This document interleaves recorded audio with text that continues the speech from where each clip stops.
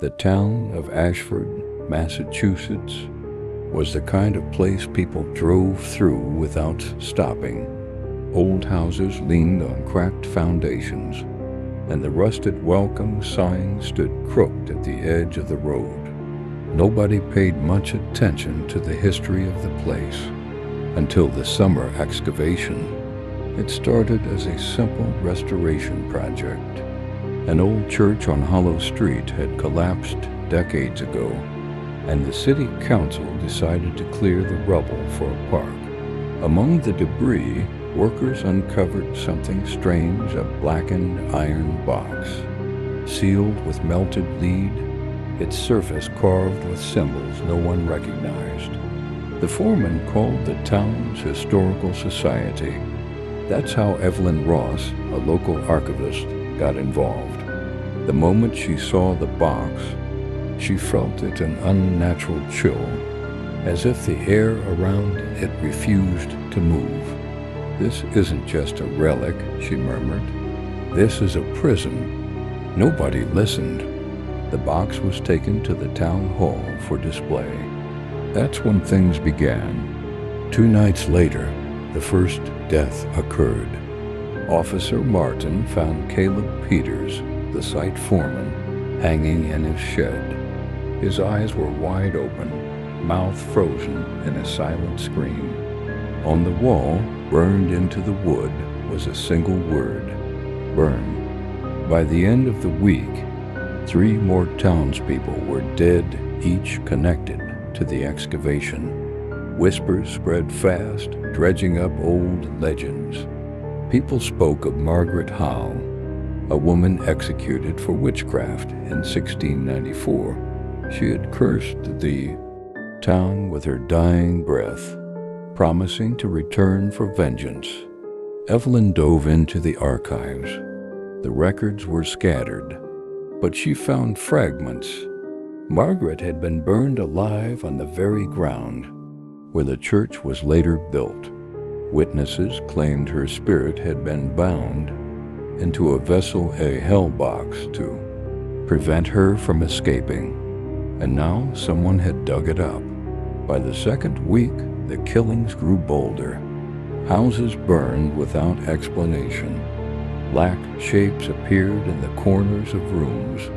Ashford's quiet streets were no longer safe. Evelyn found the final piece of the puzzle in an old, dust-covered journal hidden in the church records. It belonged to Reverend Samuel Ward, the man who had sealed Margaret's spirit centuries ago. His words were desperate. "The seal holds, but only if never broken. Should it be disturbed, the witch must be bound again at the place of her death, before the 7th night of the rising." Evelyn didn't have to check the calendar. The 7th night was tomorrow. That night, a storm rolled in. The box, now cracked open from careless handling, pulsed with a faint red glow. Shadows swirled inside. A voice low, venomous, echoed through the hall. "You burned me. Now I'll burn your world." Evelyn grabbed the journal, a lantern, and the only weapon she had, a rusted iron dagger from the church display. She carried the box back to the ruins of the old church, the wind howling like a scream around her. As she placed the box on the scorched ground, the earth trembled. Black smoke poured out, taking the shape of a woman. Margaret's charred face twisted in rage. "You think your little tricks can hold me again?" The witch hissed. Evelyn opened the journal, chanting the incantation in a trembling voice. The ground cracked, glowing embers spreading in a circle.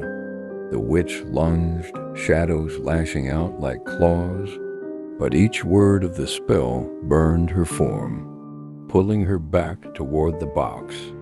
The storm roared as lightning struck the church ruins.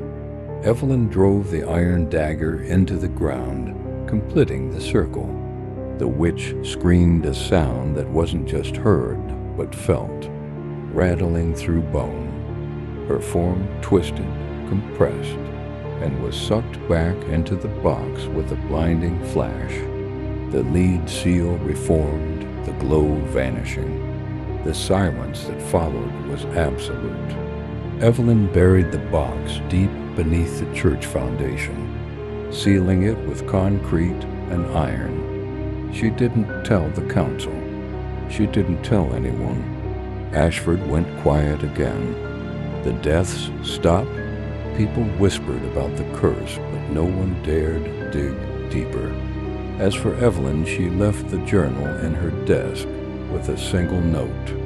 If this box is ever found again, burn the town before you open it.